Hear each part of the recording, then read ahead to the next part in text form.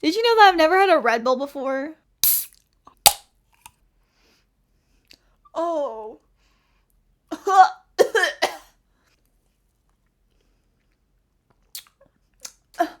Oh, I'm gonna puke. Why does this taste like cough medicine? I don't think I'll ever have another sip again.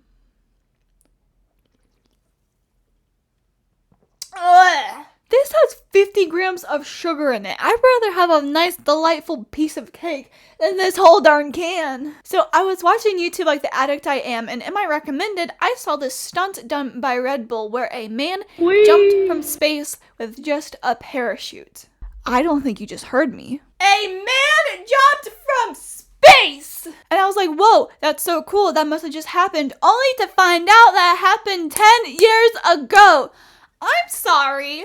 Why did no one inform me about this? School clearly failed me. This is history. He was up 127,000 feet. And jumping so high, you're going to end up in a flat spin. And to fix that, they made this extra parachute thingy. Very scientific, I know. And that made the spinning stop. He broke the sound barrier. And then I learned that this isn't the first time people have jumped from space, because apparently it's like a hobby now, okay? And that same Red Bull record was broken just 2 years later. But you want to know what's even crazier? The first space jump was performed in 1959 by Joseph Kittinger.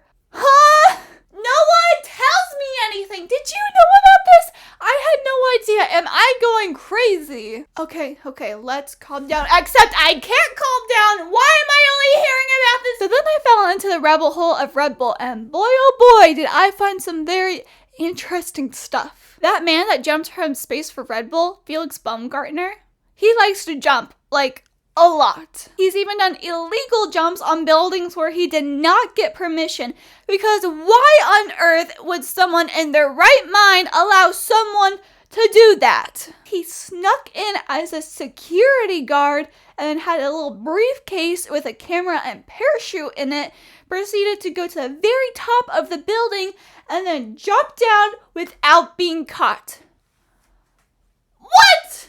And then he jumped into a cave, like dived down, and then deployed his parachute at the very last second. And then he had this special glider suit thing, raced an airplane, and proceeded to win.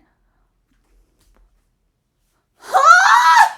And this man is still alive. He must have fantastic health insurance, because that's just a few of the crazy things he's done. And then there's this dude named Jeb Corliss, and his thing is using a wingsuit to glide through the air like a freaking superhero. Like, watching his videos makes me also want to do it. Would I ever? No, absolutely not. I am a safety freak. But if I could respawn in real life, I would totally do it. Videos like these makes me wish that SAO was real, and I mean, we're kind of getting closer to that, right? Just imagine putting on some device and then you can have like superhuman powers, as long as I can still log out, of course. Anyways, flying off of mountains is super cool, but what about flying through a mountain? That's right, he basically pretended to be a little Flappy Bird and flew straight through a mountain cave like he has more than one life. That specific stunt was sponsored by Red Bull, but my goodness, has he done so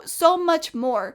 He has a whole YouTube channel dedicated to his craft, and some of his videos are 360, so you can experience everything just through a screen. He even does stunts where people ride on his back, and then halfway down, they'll jump off and deploy their own parachute. Why? You know what they say, common sense ain't that common. Speaking of that, I want you to meet this guy, Travis Pastrana. If you're into motorsports like NASCAR or X Games, you might recognize him. Just looking back at all the other people I've mentioned, you may be wondering, what did Travis do? And just take a long, hard guess, okay? Because this video is melting my brain with how incomprehensible it all is. He jumped without a parachute. Why? way. He jumped out of a plane with just shorts and some sunglasses, not even a shirt. And before he jumps, he takes a sip of Red Bull and he's like, I'm sure this stuff works. Because, you know, the slogan, Red Bull gives you wings.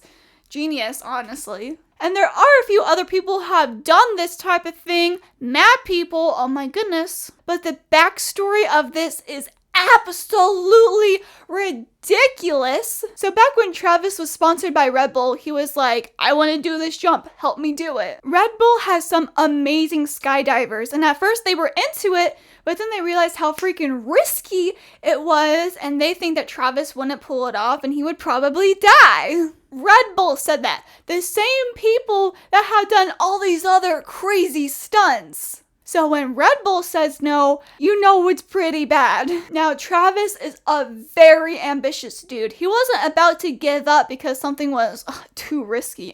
Lame. So he reaches out to more professional skydivers and they're all like, no, we don't want to lose our license because of some dumb stunt. So you know who doesn't care about their license? Amateurs. The guy that caught him only had 15 jumps under his belt, where the top professionals have to have a minimum of 500 jumps. This guy has trust issues, but in the wrong way. And now it's time for your favorite game show, Will This Get Crazier? I'm your host, Janelle Barker, and all you need to do is say one word. Ready? Is it yes or no? It's yes. Woo, good job. Here's $1 million Monopoly money. You want to know who piloted the plane? A 15-year-old. A little sus legally, but everyone survived. It's fine. Who cares? I can only imagine what that conversation was like. Hey, Billy, how's it going? Oh. Hey, Billy, how's it going? Do you have any free time by chance? I mean, I'm working on my geometry homework and I have an exam to study for tomorrow. Billy, I want you to pilot a plane and I'm going to jump out of it. Okay, what? Without a parachute. Anything to get out of math. Let's go! He even had a test run. One test run before the actual shoot. And to really test everyone's limits, he did all these flips and tricks to try to get away from them, and they still caught him, obviously, because he's still alive to tell the tale. And in the interview, he said that the scariest thing was that when he jumped off, it felt normal. Maybe I should also jump off a plane to feel normal. And another thing that people think is normal is speed riding. Speed riding is a mixture of skiing and paragliding. It is a very real thing. And the safety freak in me just can't help that you make one wrong calculation and it's beyond impressive. Like beyond. So beyond that you can't even consider it impressive anymore. Did he just do a loop-de-loop with a parachute and skis? In order to keep momentum, I guess, he hits specific surfaces, even skiing on the wires on a ski lift.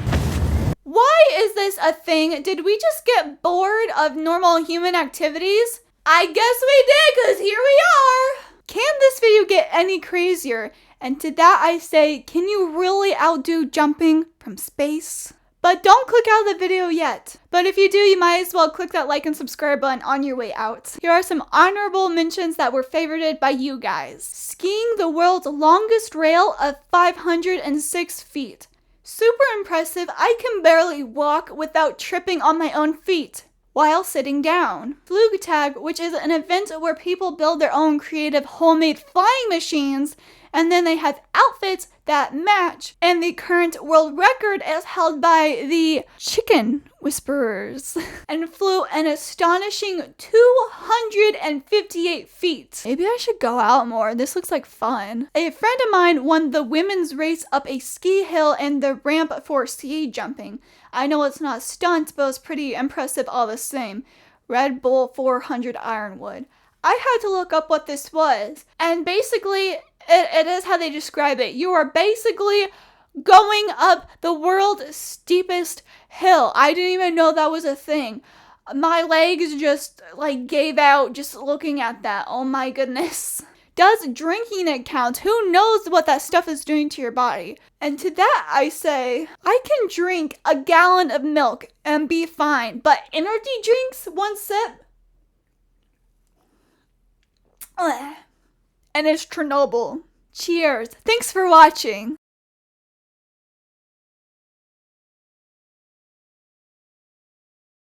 It's fruitier than I thought.